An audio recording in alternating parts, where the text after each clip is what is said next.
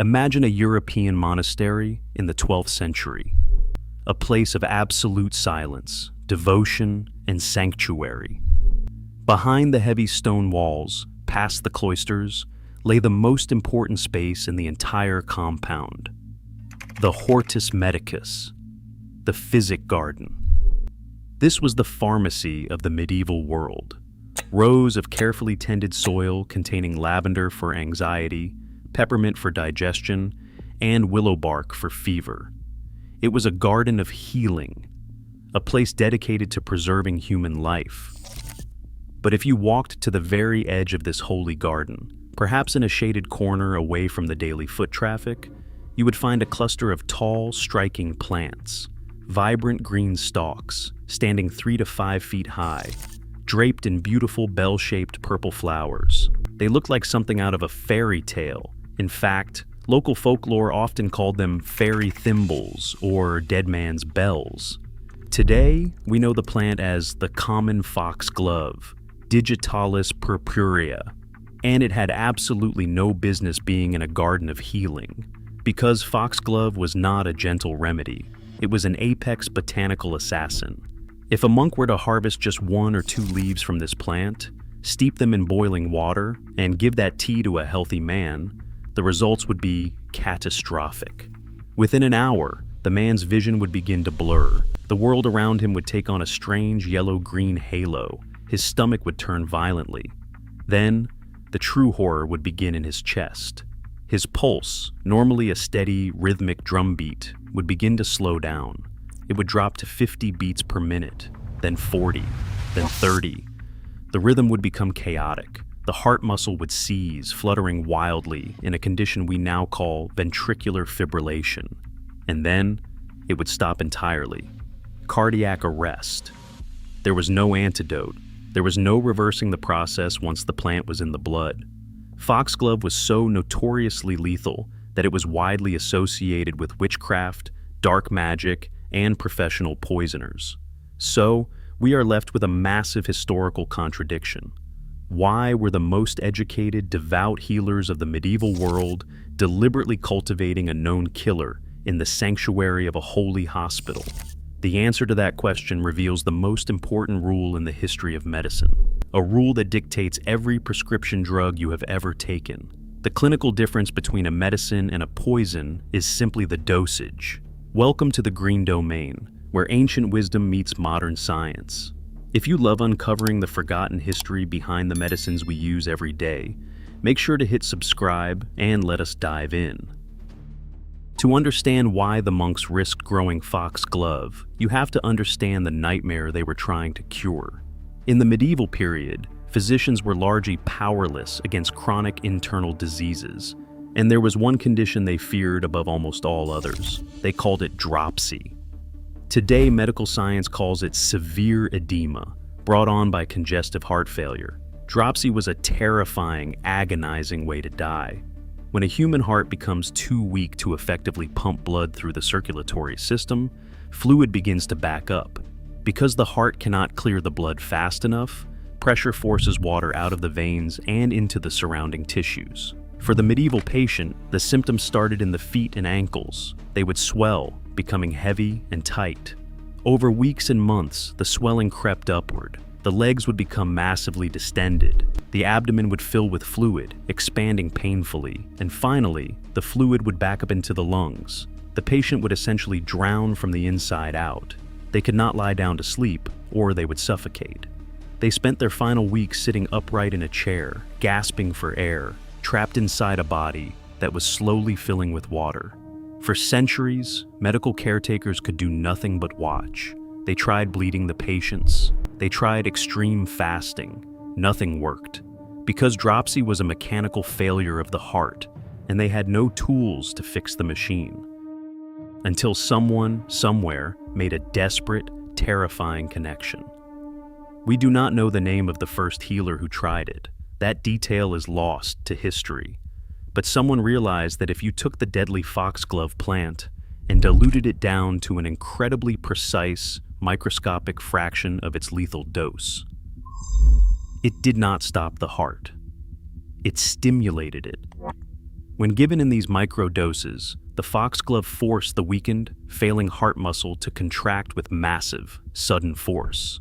The heart began to pump efficiently again. The blood flow accelerated, and as a result, the kidneys kicked into overdrive, rapidly flushing the trapped water out of the body through urination. The swelling went down. The lungs cleared. The patient who had been drowning in their own bed could suddenly breathe. It looked like an absolute miracle, but it was a miracle balanced on the edge of a knife. Using foxglove in the medieval and early modern period was essentially playing biological Russian roulette. In modern pharmacology, this is known as having a narrow therapeutic index. That means the amount of a drug required to heal you is terrifyingly close to the amount required to kill you. For the monks and early apothecaries, managing this index was almost impossible. Because they were not dealing with standardized pills in a sterile laboratory, they were dealing with wild biology. The toxicity of a foxglove leaf varied wildly depending on factors the healers could not completely control. If the plant grew in highly acidic soil, it was more potent. If it was harvested in the afternoon rather than the morning, the chemical composition changed. If it was dried in the sun instead of the shade, the strength of the dose shifted. A tea that cured a patient in the spring could easily stop their heart in the autumn. The healers had to rely on extreme observation. They would give the patient a tiny sip of the foxglove brew and then sit beside the bed, holding their wrist. They felt for the pulse, waiting for the exact moment the heart rhythm began to change, watching the eyes to see if their pupils dilated, asking if they were beginning to feel nauseous. If they stopped the treatment too early, the patient drowned in their own fluid. If they pushed the dose just one drop too far, the patient died of cardiac arrest. Because of this extreme danger, many mainstream physicians refused to use foxglove at all. They viewed it as reckless. A dark art practiced by peasants, monks, and rural folk healers. And for hundreds of years, it remained exactly that. A dangerous, localized secret. Until one dying patient did something that no respected physician would have ever recommended. Instead of going to a doctor, they visited an old village healer. And that single desperate decision would change the course of modern medicine forever. His name was Dr. William Withering. He was an English physician and a highly trained botanist, and he found himself facing a medical impossibility. Withering had been treating a local patient suffering from severe dropsy. By all medical metrics of the 18th century, the patient was beyond saving. Withering had exhausted every treatment in his medical texts, and he expected the patient to die within days. But a few weeks later, Withering saw the patient walking down the street. The swelling was gone. The lungs were clear. The patient was completely cured. Stunned, Withering asked the patient what had happened. The patient confessed that, having given up on mainstream medicine, they sought out a local folk healer, an old woman in the county of Shropshire. This woman had administered a secret, traditional herbal brew. Withering was a man of science. He did not believe in magic. He tracked down the old woman in Shropshire and persuaded her to share her secret family recipe. The recipe contained over 20 different herbs, roots, and leaves. It was designed to look like a complex, mystical potion. But Withering's botanical training allowed him to see through the noise. He examined the 20 ingredients. 19 of them were harmless filler, mint, chamomile, basic weeds. But the 20th ingredient was Digitalis purpurea, foxglove. Withering realized that this rural healer was succeeding where the highest medical institutions in Europe were failing, but she was doing it by instinct and tradition. Withering wanted to do it with data. He embarked on an agonizingly rigorous 10-year clinical study. He did not just brew the tea. He carefully dried the leaves to create a consistent powder. He weighed the powder down to the grain. Over a decade, he tested his standardized foxglove powder on 163 patients suffering from heart failure. He recorded their ages, their symptoms, and their exact biological reactions to the minute. Through this massive data collection, Withering discovered the ultimate secret of the plant. He figured out the exact biological warning sign. He realized that just before the foxglove became lethal, it caused severe nausea and vomiting. Withering established a strict clinical protocol. You administer the foxglove slowly, in tiny increments, until the exact moment the patient becomes sick to their stomach. The moment the nausea hits, you stop. You have reached maximum therapeutic benefit, just inches away from toxicity. In 1785, Withering published his findings in a landmark book titled An Account of the Foxglove and Some of Its Medical Uses. It was a masterpiece of scientific observation. It laid the foundation for modern pharmacology and became one of the first true clinical drug trials in human history. Withering had tamed the assassin. Today, if you walk into the cardiology wing of any modern hospital, you will not find doctors brewing foxglove leaves in hot water. We do not have to guess the dosage based on where the plant was grown or what time of day it was picked. We do not have to wait for a patient to vomit to know we have reached the limit, because modern science achieved what the medieval monks could only dream of. In the 20th century, biochemists took the foxglove plant and isolated the exact specific molecules responsible for its power. They are a class of organic compounds called cardiac glycosides. They work by inhibiting a specific enzyme in the heart muscle cells, which causes sodium to build up inside the cell. This, in turn, draws calcium into the cell. And calcium is the biological trigger that causes a muscle to contract. More calcium means a harder, stronger heartbeat.